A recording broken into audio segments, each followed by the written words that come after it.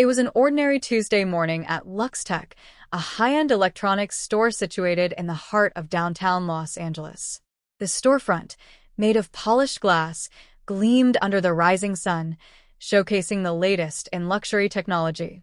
Inside, the showroom was pristine, silent, immaculate, and filled with the soft hum of air conditioning. Neon lights flickered in the corners, casting an ethereal glow on the newest models of tablets, smartphones, and smartwatches, all of which seemed to silently scream exclusivity. Evan, a young man in his late 20s, walked through the entrance dressed in a simple black hoodie, worn jeans, and sneakers. He didn't attempt to draw attention to himself. If anything, he hoped to blend in. It was the perfect disguise.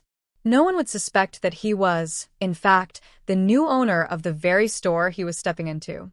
He wasn't here to make a purchase, but rather to see the true workings of LuxTech, particularly how the staff interacted with someone who didn't fit the traditional image of a luxury consumer.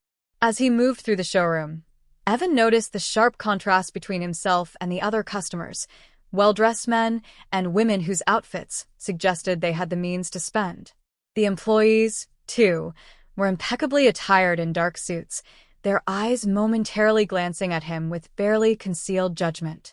It wasn't overt, but it was there, a subtle shift in atmosphere when someone walked in wearing sneakers and a hoodie. Still, Evan wasn't concerned. He was here to observe, to understand the unspoken dynamics at play in this high-end store. What would they think of him? How would they treat him? He wasn't here for validation, only the truth. Walking past the sleek glass displays of the newest smartphones, he caught the eye of one of the associates, a woman in her early 30s named Laura. She was elegantly dressed in a sharp blazer, her makeup impeccable.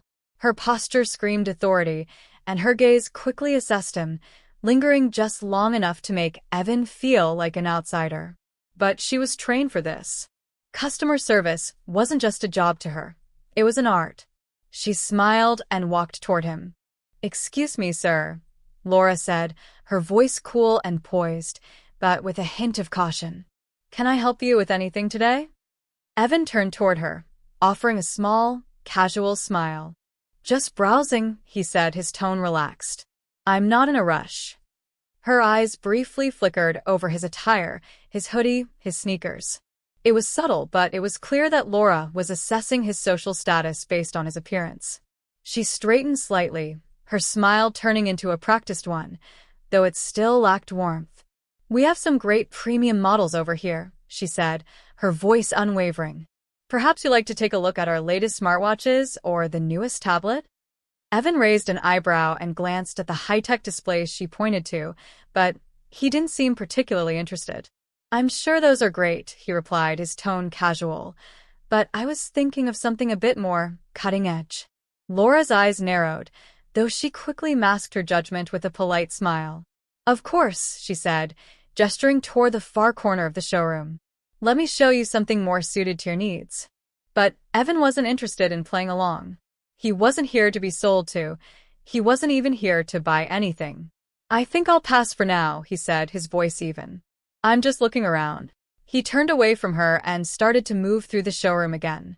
He could feel her gaze lingering on him, the subtle judgment still hanging in the air.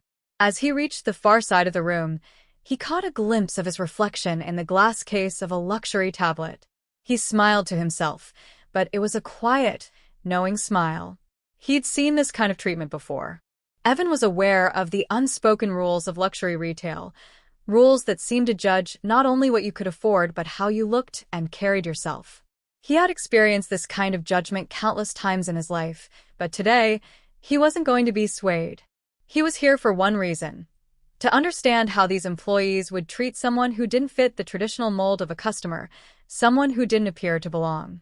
Evan stepped outside to take a quick phone call, and when he returned, he was ready to escalate the situation.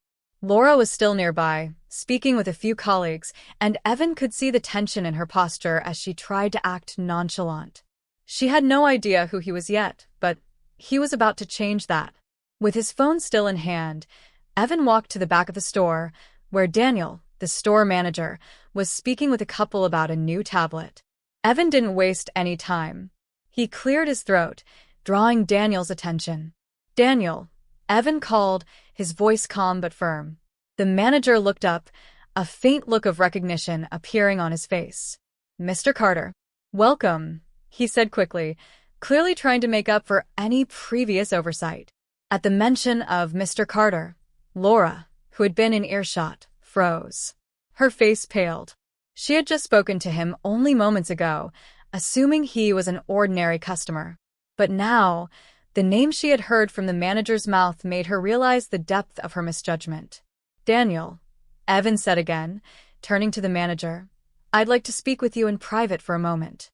Without waiting for an answer, Evan moved toward the back office, leaving Laura standing there, her mind racing.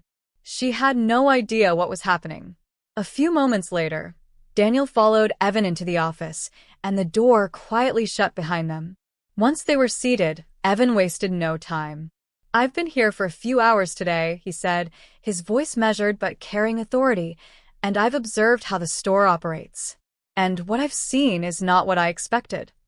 Daniel looked slightly confused. What do you mean?